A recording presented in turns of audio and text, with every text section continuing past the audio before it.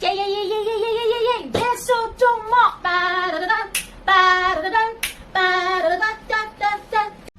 Welcome to my YouTube channel about life, love, law, and light. Enjoy! Hi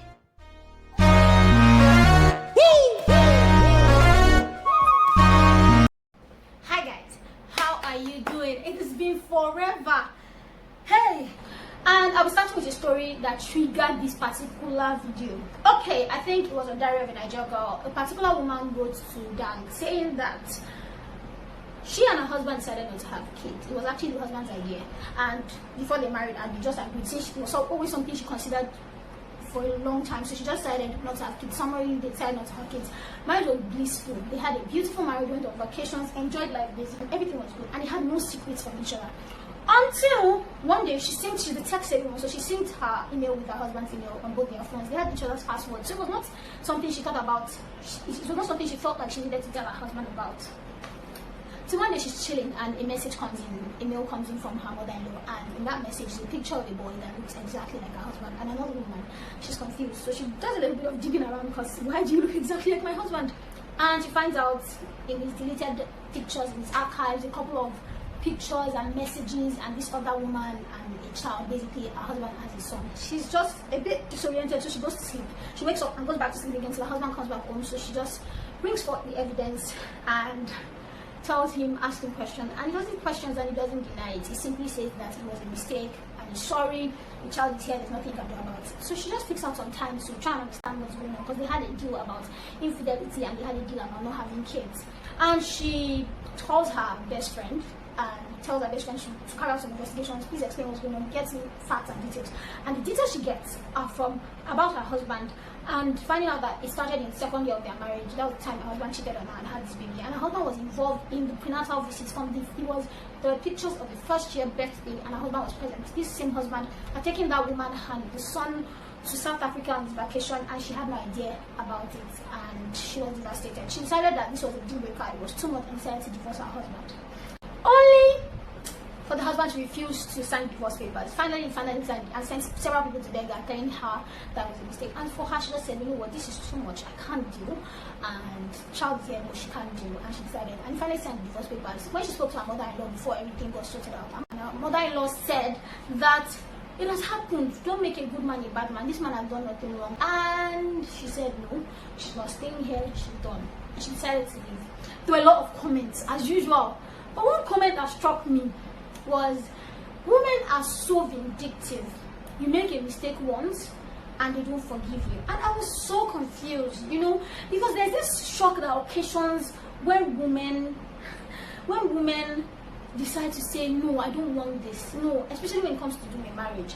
So I'm going to this video is going to be me saying 5 things that I just want to put out there. Number 1, have standards. You are allowed to have standards. And the reason why I quoted the media is because I watched a lot of Nollywood movies growing up, and I discovered something. You know, there's a portrayal of how men live marriages. For example, a man is jazzed, he cheats on his wife, and I use jazz because that's a very common excuse. Any cheating, they jazz me. Okay, a man is jazzed and cheats on his wife. Guess who gets to leave the house? The woman. You will chase her out of the house. You know the common, you will leave this house today, I will chase you back to your father's house. And even from growing up, you hear people tell girls things like, oh, is this how you behave in your husband's house? Little ideologies, little things. You will not last in your husband's house. Basically, men know they can divorce. Men know that they can get rid of you when you're not doing things in line with what they need. Women don't know this. So number 1, it is okay. I'm repeating my number 1 again. It is okay to have standards as a woman. It is okay. I'm speaking to adultery alone. I'm not talking about several other words that some people use, but for this particular video, I'm speaking about adultery. I don't understand. If it is a man, people don't even waste time when it is public news. How will you cheat on your husband? You see that it is okay to say that you don't want to stay with STDs. This man had obviously unprotected sex with another woman, yet lied to her for years. Like the woman talked to her therapist, and she quoted what her therapist told her. A child is never a mistake. Sleeping with another woman repeatedly is a mistake. Lying to her for years is a mistake. You were totally involved in the life of that woman and the child, and you prevented your wife from knowing this. You were basically a pretender in the house, and somehow people expected it to be okay, and for the woman to forgive him because he apologized and said he was sorry. That's not how things always work. There's a place of forgiveness and there's a place of sanity. It is okay. Don't let anybody lie to you. It is okay to have standards as a woman. It's okay to say, I can't take this. I'm rejecting it. I don't want this. Number 2, have a support system. Have a support system. I don't know how much to say this. The first person this woman called after confirming that her husband was the person, her husband was actually unfaithful to her, was her best friend. And this was the person that went to get her information. Have somebody you can call when you need to get out of a situation like that. Have somebody, and don't just have friends. Be intentional about your friendships. It's possible. I advise every person, whether male or female, have a doctor friend, have a lawyer friend. This is without intent to bamboozle you about anything. Have a lawyer friend. I've seen a lot of men say they don't want to marry lawyers. It's because you're looking for somebody to oppress, to be honest. Because I don't understand why you don't want somebody that knows her rights. You're looking for somebody you can step on her head. You know, these things are things we need to talk about. And I know a lot of children watch movies. That's why I'm with movie producers, to actors. Stop putting out movies that tell women that marriage is the beginning and the end of their lives.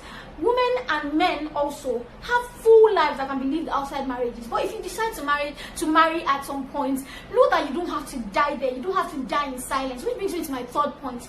You can seek professional help. You never be ashamed to seek professional help. She referred to a therapist. See, don't be ashamed to seek help. If you're depressed in your marriage, you're going through bad times. I know that most of them, the people I just cited, are mostly Christians that will tell you not to divorce. They are not one of them. I'll tell you that there are grounds for divorce. You can leave. You don't have to die there. Men know that they can leave. And I know there are men that are in bad marriages right now, but this video, they are not the focus of this video. So let's not get distracted. I want every young girl out there to know that you don't have to die in marriage. Number 4. Have money. Have vex money. Vex money is in case something happens, what you need to do. If you don't have vex money of the level of purchasing property immediately in your house that is meant to be your matrimonial home, your husband wants to chase you out or you want to leave, have vex money to get into a hotel for at least 1 week. You don't have hotel money, have vex money to get into a motel. You don't have hotel money, go reverse back to my point of a support system. Have people that will house you if things get out of hand and you need to leave a marriage. And finally, always heal. One bonus point I just want to add in all of this is that don't take rash decisions. That woman took a properly informed decision. Don't hear gist that your husband or your wife is cheating on you and just jump to conclusion. This woman, after seeing all the evidence in her husband's mail, took in a deep breath in and out. Went to sleep. You know, sometimes went to sleep, asked her husband, he confirmed it, talked to the best friend confirmed it. So she had overwhelming evidence that this was what was going on. Don't just see one text message and jump to conclusions that this is what is going on. Try to get all your facts straight and make an informed decision. And I know that me telling you to get professional, see a therapist, see a psychologist, there are things that can happen to you when somebody is the center of your life. When you make somebody, that's why I tell people, your husband is not your alpha and omega. Yes, it's the bone of your bone. Your spouse is not your alpha and omega. God is, for those who believe in God, God is always a present support system. But there are human beings that can also help you through this process. There are people who, these things, I've had a woman who found out her husband was cheating on her. She literally almost went mad on the road. She was walking on the road, barefoot, confused. There are effects of these things that we do not converse about enough.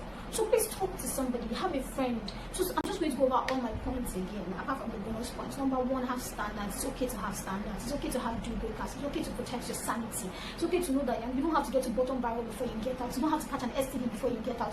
Number 2, have a support system. Have friends that you can run to. Number 3, don't be ashamed to seek professional help.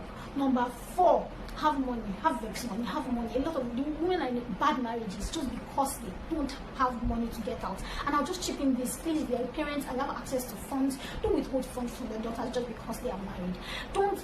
When you are giving out gifts before going to our father in heaven, or you're making a will, don't disinherit your daughters. Please give them access to as much money as they need. And finally, number 5, heal. I want to add this. It is a lie that divorced women are unhappy. There are too many happy divorced women and too many sad married women. They are not a either or situation, married happy, divorced sad. No, they are sad divorced women and happy divorced women, but they are sad married women and happy married women. If the marriage is making you sad and divorce and adultery is the reason, please get out. Any contributions, comments will be welcome. I don't know if I should apologize if I stepped on any toes, but if you have any questions, you could always leave a comment. Please, now, this is a period where most people are free, so you should please leave comments. I would love to see your comments. I love you all. Take care of yourselves. Bye. Don't forget to like, of course, subscribe, and leave comments. I'm really looking forward to seeing your comments.